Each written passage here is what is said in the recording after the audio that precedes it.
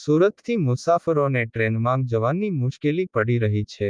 અમે રેલવે બોર્ડમાં રજૂઆત કરીશું. ZRUCC સભ્ય નિયુક્તિ બાદ તરત કોંગ્રેસના કલ્પેશ બારોટ સક્રિય રીતે કામે લાગી ગયા છે.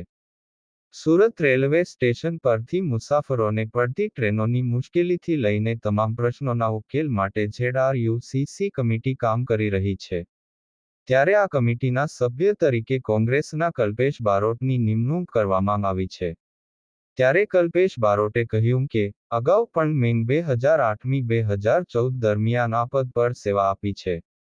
ત્યારે ફરી મારી નિમણૂક થતાં હું મુસાફરોની સગવડતામાં વધારો થાય તે માટે સતત પ્રયત્ન કરતો રહીશ.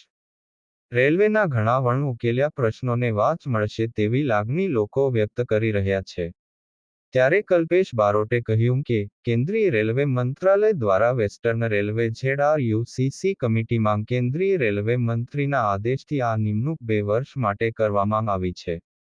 ત્યારે આ 2 વર્ષ દરમિયાન ઉત્તર ભારતીયોને ટ્રેનમાં જવા માટે જે પ્રશ્નો ઊભા થઈ રહ્યા છે તેનું નિરાકરણ આવે તે દિશામાં કાર્ય કરીશું.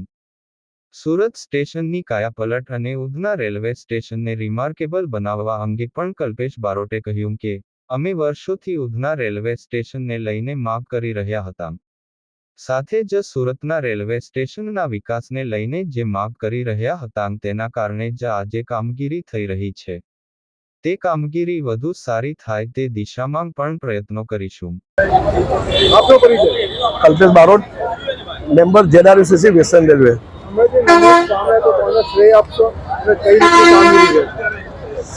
10 વર્ષના લાંબા સમયગાળા બાદ આ શહેરની જનતાનો સેવા કરવાનો મોકો મને રેલવે મંત્રાલય અને અમારી પાર્ટીના નેતાગણ દ્વારા આપવામાં આવ્યો છે. તે બદલ રેલવે મંત્રાલય, વેસ્ટર્ન રેલવેના GM, DRM તેમજ અમારા પાર્ટીના નેતાનો આભાર વ્યક્ત કરું છું. અને ખાસ કરીને જે શહેરની જનતાના પ્રાણ પ્રશ્નો છે, જે રેલવેને લગતા પ્રશ્નો છે, એ કામ રેલવે મંત્રાલય અને પ્રજા વચ્ચે એક સેતુ બનીને દૂર કરવાની મારી મુખ્ય જવાબદારી છે.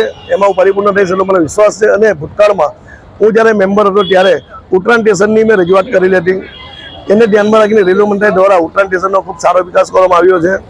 અને બીજી અમારી માંગણી હતી કે ઉત્તરાયણ સ્ટેશન પર એક્સપ્રેસ ગાડીનો સ્ટોપેજ આપવામાં આવે. ખાસ કરીને ગુજરાત એક્સપ્રેસ હોય, સૌરાષ્ટ્ર એક્સપ્રેસ હોય, આવી બીજી ગાડીનો સ્ટોપેજ આપવાની એક માંગણી હતી, એ હજુ સુધી પૂરી કરવામાં આવી નથી. ત્યારે આગામી સમયમાં અલગ અલગ સમાજના લોકોને સાથે રાખીને જ્યાં પણ રજૂઆત કરવાની હશે ત્યાં રજૂઆત કરીને સુરત સ્ટેશન હોય, ઉધના સ્ટેશન હોય કે ઉત્તરાયણ સ્ટેશન હોય કે વેસ્ટર્ન રેલવેને લાગતા જે કોઈ મોટા સ્ટેશનના પ્રશ્ન હશે એ દૂર કરવાનું કામ હું કરીશ, એની આપણે ખાતરી આપું છું. અને બીજું કે સુરત શહેરની જનતાને રેલવેને લગતા કોઈ પણ પ્રશ્ન હોય તો સવારે 11 થી 2 દરમિયાન રૂવાલા ટેકરા ભાગળ ખાતે મારી ઓફિસ છે, ત્યાં આવીને મને રજૂઆત કરી શકે છે.